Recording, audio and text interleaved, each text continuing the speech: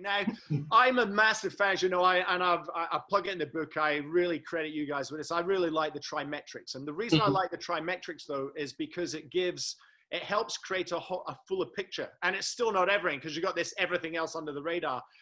And then that I find personally is a tool then that becomes so powerful for more reasons. It's not as specific, laser focused. It's much more versatile, which is why one of the reasons I like using it.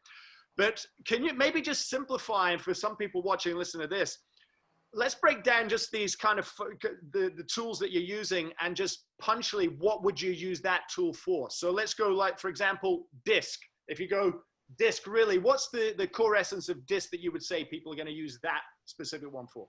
Anything to do with communication. How to communicate is really what it comes back to. Selling, servicing, leading, managing, or just general communication between people. It gives you a framework to understand and match how somebody would like to be communicated. Exactly. How they function, and then you can pick up on it, you can adapt yourself. Driving forces, okay? So it used to be WP Mott, Worker Spranger, driving forces now. Yep. What would you use that tool specifically for if you were doing that one? So again, there's a piece to communication, but I'd take it a little bit further and say connection and influence. And what I mean by that is it's why. It's about why we connect, why we disconnect. You know, it's why I might be attracted to a certain idea, but repel another idea. Doesn't make the idea right or wrong. It just means that I like one and I don't like the other.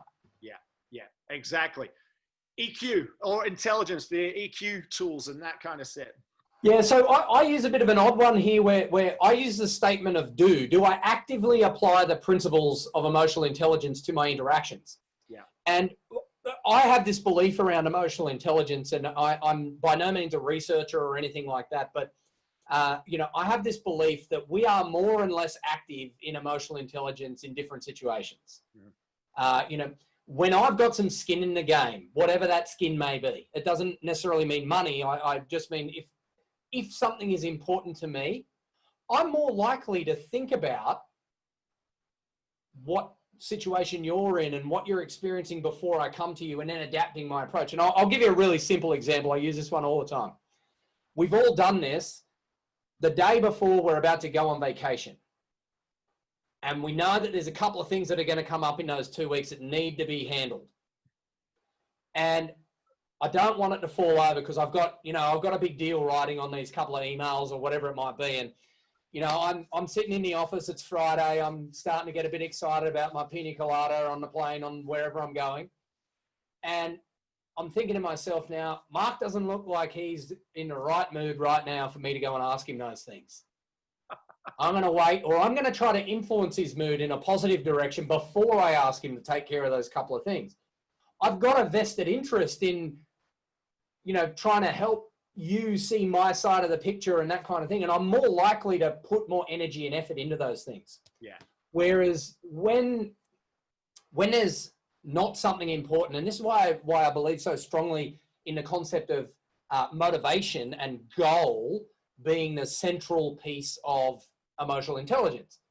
When we're moving toward a target, when we have something on our radar that we're moving toward, we're more likely to practice some of those things around knowing what's going on for other people, doing something about what's happening for me, you know, doing something about what's going on for others. And we're more likely to be more active in those things. So when I talk about the difference between emotional intelligence and the other two, it's really about, do I actively apply the principles of emotional intelligence? Do I take into account my side of the story with those other two pieces of DISC and driving forces, and then the other person, and then can I act like a translator to help them understand my side, and vice versa? Makes perfect sense. Competencies. The tools. So you've got tools around competencies too, was another one. Right. So the statement that we use there is which competencies have I been recognized for? So behaviors how, drivers why, EQ do, competencies which. So which competencies have I been recognized for in recent time? And I say in recent time because as we move through different roles or different scenarios that we might be in at work, in life, all those things, we might go to work on certain competencies because we recognize them as being important for that job, the next job, or, you know, some goal or objective that we have coming up. So which competencies do I have, or have I mastered, or have I been recognized for? Yeah, cool. And any other ones you want to flag, because those are kind of primary ones that you use, and any other ones you want to mention or flag? Acumen is the only other one that I'd mention there. And the statement we use there is what. So what talents and skills, thinking talents and skills do I have at my disposal? So for me, creating flowcharts. Last year I spent the year working with a developer to create a software program, a web app. And I loved that because it's just flowcharts. It makes sense to me. Yeah. But then you've got other people who are very doing focused, getting in and just making stuff happen, whatever those things may be. Then you've got others that might be more people, relationship focused. So when we start to get into those things, I'll give you an example just to illustrate. My mother, she can walk into a room of people. She used to do it in my office all the time. She'd walk into my office and she would say to me, "Oh, that person needs to talk to you. She's been there for 4 seconds." I'm like, no, they don't. It's fine. And lo and behold, you go and ask that person, is there something up?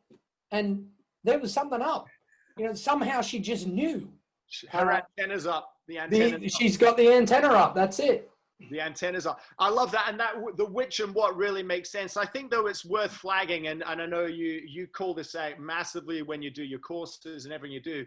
We must remember, though, that these tools, take this, for example, it's a measurement, or looking at a preference is not a measurement of actual skill in anything. Correct. So to do with that which, you could come up scoring fairly low as a preference on something, yet still be armed with the natural gifts or traits associated with that style, better than somebody that scores high, right? And this is something we've really got to remind ourselves of. It's an indication of preference, not measurements of skill, to do with some of these tools, right? And I think that comes back to your original point there, Mark, around the concept of multiple models. Yes. When you have multiple models, you get away from this concept of you can't do that thing, because people who look at me and how I structure things that only have DISC as a model, they think I'm high C. Yes. Now my C sits at 8 on a scale of 100. It's very, very low. We're the same. I'm the same. I'm the same. But when I see an efficiency gain in putting that effort in, yes, I'm sure it goes up to 100 for about 4 minutes while I do that thing. And then, I can do it. I don't like it. It's not my preference. And look, there'll still be mistakes in it that somebody more natural in that style would see instantly. My wife sees them all the time. 100%. I was going to say, what you're describing there, I'm laughing because a good friend of mine, Ryan, who's actually on one of these as well, he calls it the blue stuff. He's like you in that. He's got high red, blue. It's the blue stuff, right? Being the color. We can do it, but it doesn't mean you enjoy or naturally want to, and you don't necessarily want to get stuck into that level of detail. That's pretty much what you're describing, right? It's not. That's it. It's not that I can't do it, but if I had to do it over a sustained period of time, and there was no, I believe that the drivers are ultimately the fuel for all of this stuff. Yeah. If it was something important to me, my willingness to adapt probably goes up and stays up. Yeah. But once I don't see it connecting to something that's important to me anymore, and I know I'm talking to the guy who wrote the book, Add Value. If there's no value in it to me, I'm not going to do it. We talk about it, just to summarize that. DISC, great model for helping us to understand how to communicate. And you mentioned high red or high D. One of the tips to communicate to a high D is write to them in bullet points. Yeah. But if your bullet points are themed the wrong way, it doesn't matter how many of them are write to me, I'm not going to do it. Yes. So that's where the drivers become so powerful. No, it's that skin in the game, right? And connecting with people. And I do buy into this concept that, I know that the science, if you look at them, a DISC, you are what you are, a lion is a lion. Yes, we adapt, but we have natural tendencies that we kind of drift back to, versus things like motivation. And I relate to this. My motivation, my internal motivation has definitely changed at different stages of my life. As a 20-something-year-old leader, leading tours for Kentucky around Europe, to a 50-year-old professional building a business in Australia, I've got very different driving forces at my stage in life. Intelligence, we talk about EQ, life events can influence and adapt that as well. So things like intelligences, motivation can change and waver over time. We have a natural tendency to kind of drive back to the things we prefer and how we function. I think this is an important mix as well, to be aware that the different sciences work in different ways to some degree, right? Yeah, and knowing that that low C that I was talking about that I have is then compensated for by lots of, in the which area, lots of thinking talent that is around structure and order, but then also the way that I process information is in a very structured and ordered way. It doesn't mean that I dot every I and cross every T necessarily, but I see it when they're missed. Yeah. So okay. you've got those skills that can come from different places. And I think that's where people who only have one model or one tool, we use this phrase on our website quite a bit. It's sometimes attributed to Maslow and it's sometimes attributed to another guy. I can't remember his name right now. But talks about the concept of if you only have a nail or only have a hammer, the whole world looks like a nail. And it's 100% right. When you've only got one tool in your tool belt, you're a one-trick pony. Yes. You can't see beyond that thing. So it's really important to have that multi-dimensional view. I love that. I'd actually pick that quote up as well. It's like, if you were selling a pen and I only had this pen to sell, well, yes, I can keep selling this pen if I ask the right questions, but it doesn't mean this pen is the best thing ever and has all the answers to everything, right? Or can do everything, right? That's the thing.